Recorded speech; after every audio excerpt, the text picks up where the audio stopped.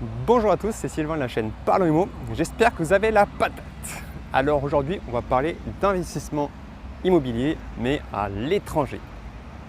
Alors pourquoi je vais vous parler de ça? Tout simplement parce que je suis parti à l'étranger, enfin en vacances en fait, il n'y a pas longtemps, plus exactement à Porto. Et forcément en fait, j'ai pas pu m'empêcher d'aller voir les agences immobilières, de voir un peu les vitrines, de voir un peu combien ça coûte, les appartements à Porto, tout ça. Et du coup, je me suis dit, je vais peut-être faire une vidéo sur investir à l'étranger.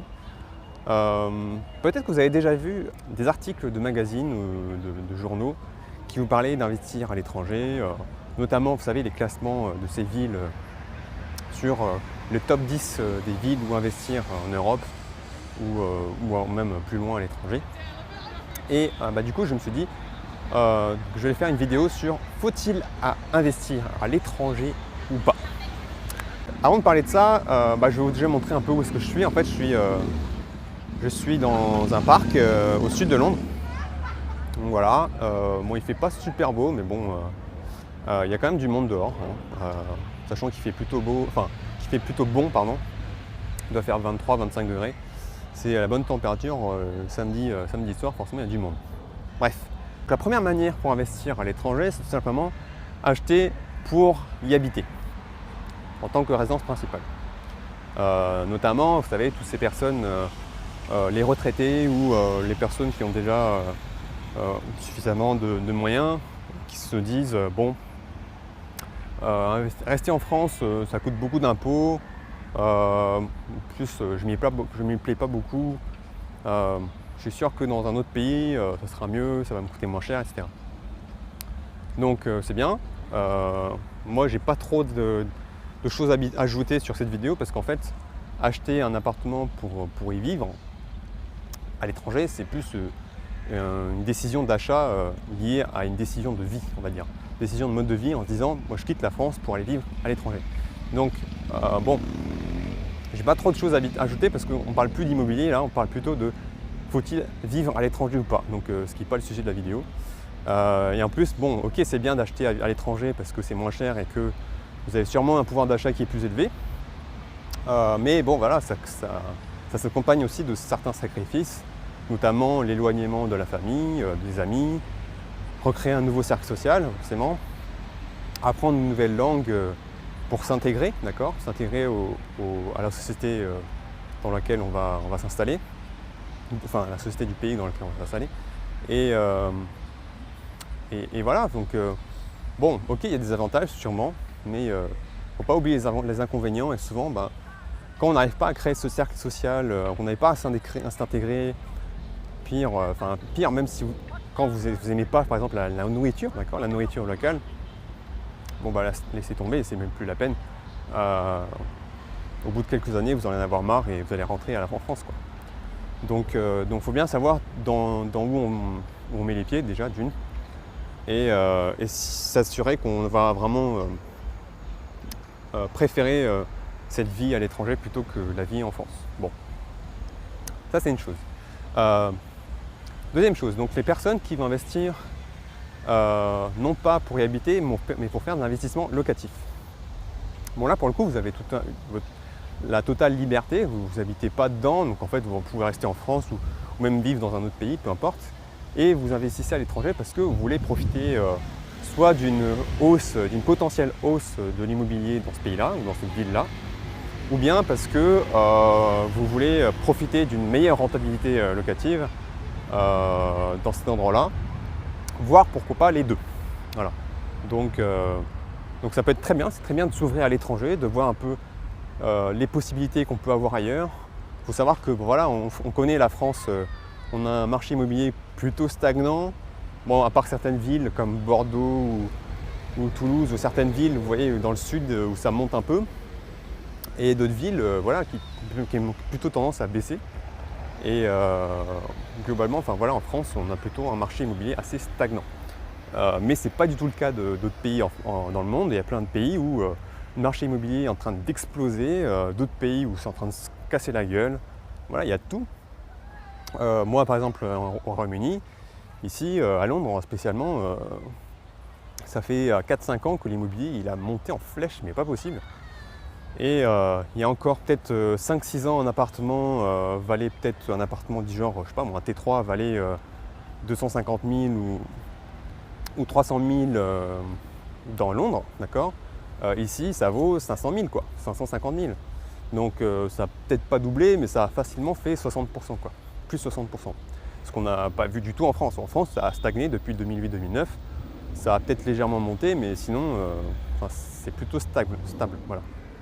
Donc c'est très bien de s'intéresser à l'étranger, de voir comment ça se passe et éventuellement profiter d'une hausse de l'immobilier dans ces pays-là. Alors il y a deux façons d'investir. Soit vous investissez pour le capital, d'accord, donc vous pariez sur le futur en disant je suis sûr que ça va monter dans ce pays-là, dans cette ville-là. Pari assez risqué, je trouve, mais bon, pourquoi pas. À partir du moment où vous avez bien fait vos recherches et que vous trouvez que voilà, il y a un vrai potentiel économique dans ce pays-là, bref, voilà.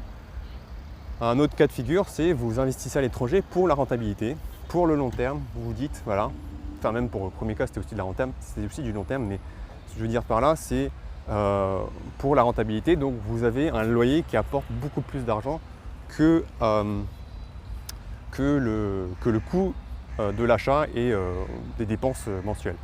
Je pense notamment à Porto. Il y a beaucoup de gens qui achètent des immeubles ici à Porto, enfin ici, pardon, là-bas. Et en fait, pour faire pour modifier entièrement et faire des chambres ou des petits appartements pour le louer en Airbnb, en location courte durée. C'est quelque chose qui cartonne à Porto. J'ai entendu ça d'un propriétaire, justement du gars qui m'a accueilli dans son Airbnb, dans son appart. Et il m'a dit Porto, c'est en train d'exploser, il y a tellement de personnes, tellement d'investisseurs qui achètent, les prix sont en train de flamber. Donc il y a plein de gens à Porto qui ne peuvent plus acheter un appartement ou une maison dans un prix convenable parce que les prix ont beaucoup trop monté à cause de ces investisseurs qui ont fait grimper les prix. Bon, ça c'était son avis. Mais voilà, vous voyez, c'est des cas de figure, vous ne pouvez pas voir ce genre de choses dans les villes en France, quoi. Donc voilà, qu'est-ce que je veux dire? Donc forcément quand vous investissez à l'étranger, c'est plus compliqué dans le sens où vous ne connaissez pas la langue, d'accord? Donc il faut déjà commencer à apprendre la langue et faire les annonces. Le système légal n'est peut-être pas le même, c'est-à-dire que voilà, vous investissez dans un pays, peut-être que la valeur d'un bien immobilier ne se calcule pas de la même manière. Vous savez, par exemple à Londres, un 2 pièces qui fasse 35 mètres carrés ou 45 mètres carrés, vous allez voir que les prix sont à peu près les mêmes en fait. Ils ne regardent pas trop les prix au mètre carré, d'ailleurs les agents immobiliers ils ne connaissent pas. Eux ce qu'ils connaissent c'est les prix des 2 pièces, des 3 pièces, des 4 pièces. Et donc ok, il y a une petite variation, forcément un 2 pièces qui fait 45 mètres carrés est forcément plus cher que le 35 mètres carrés, mais par contre le prix du mètre carré il est moins cher parce que il n'y a quasiment pas grande différence. Voilà, au lieu de, je sais pas, on va dire qu'au lieu de 400 000, vous allez payer peut-être 430 000. Voilà. Pourtant, il y a 10 mètres carrés de plus, quoi. Donc voilà, ça c'est purement la culture qui fait ça, parce que les gens, ils ne voient pas forcément l'intérêt de payer beaucoup plus alors que c'est toujours le même nombre de pièces. Donc voilà, c'est ce qui fait le marché londonien ici, ou même en Angleterre, c'est comme ça que ça marche.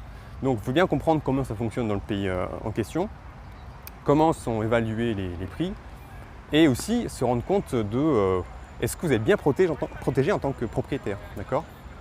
Parce que vous pouvez peut-être vous retrouver dans un pays où peut-être par exemple l'État est le seul à avoir droit un droit de propriété sur le terrain. Je pense notamment à la Chine, je crois, où on m'avait expliqué une fois, c'était un investisseur, il m'avait expliqué qu'en Chine, les investisseurs, ils n'ont pas le droit de posséder un terrain, c'est toujours l'État qui l'avait, et ils n'ont que le droit de louer leur terrain. Et donc c'est pour ça qu'il y a plein de Chinois qui sont devenus millionnaires. Ils achètent des propriétés à Londres ou dans plein d'autres pays en Europe, parce qu'ils savent que leur propriété est garantie.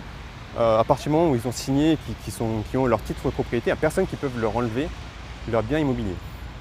Donc a priori c'est pour ça qu'ils investissent à l'étranger plutôt qu'en Chine. Voilà. En tout cas c'est ce qu'on m'a expliqué. D'autres cas de figure, peut-être que vous allez dans un pays un petit peu plus craignos où voilà, il suffit qu'il y a la mafia qui débarque dans la maison et ils disent maintenant ça c'est notre appartement, enfin notre maison pardon, pour X raisons et vous, monsieur propriétaire étranger ou madame propriétaire étrangère, vous n'avez plus le droit sur cette propriété. Je sais pas, et il suffit que la police soit un peu corrompue et que ne fasse pas le boulot, vous avez perdu votre bien, quoi. Donc il faut bien se renseigner, est-ce que vous êtes bien protégé sur ce genre de choses avant d'investir à l'étranger. Donc ok, à l'étranger c'est bien, mais il y a des risques. Il faut juste bien les mesurer, il faut bien se rendre compte, bien savoir où on met les pieds. Et moi je vous recommande, enfin ça c'est mon avis personnel, faites les recherches vous-même. N'attendez pas d'une agence immobilière spécialisée, vous savez, pour les investisseurs étrangers, avec des agents immobiliers qui parlent anglais, voire qui parlent français, qui vous expliquent tout, qui vous dit il faut acheter ça parce que c'est très intéressant. Oula, putain, il commence à pleuvoir, je vais faire vite. Donc voilà, avoir une agence immobilière c'est bien parce qu'elle va vous aider dans vos recherches, mais tout déléguer encore c'est un petit peu dangereux parce que vous ne contrôlez pas, vous ne savez pas le marché, vous n'avez pas fait vos recherches vous-même. Donc moi je pense que c'est mieux d'apprendre la langue locale, d'aller faire des visites soi-même, ne pas s'aider d'agences immobilières spécialisées pour les investisseurs immobiliers étrangers, et vous rendre compte vous-même de la sociologie de certains quartiers, de certaines villes. Est-ce que c'est vraiment intéressant dans ces villes-là d'investir, à qui je vais investir, à qui je vais louer, pardon. Bien se rendre compte de la demande locative. Voilà tout ce qu'il y a à faire quand on achète pour faire un investissement locatif. Voilà. Donc je vais m'arrêter là parce qu'il commence à vraiment pleuvoir. C'était tout, donc j'espère que cette vidéo vous a plu. On se revoit dans la prochaine vidéo. Je n'ai pas encore décidé sur quoi je veux parler. Si ça vous a plu, donc n'hésitez pas à laisser un pouce j'aime, à commenter si vous avez des commentaires à faire et partager le plus possible. Merci beaucoup, ciao ciao, bye bye.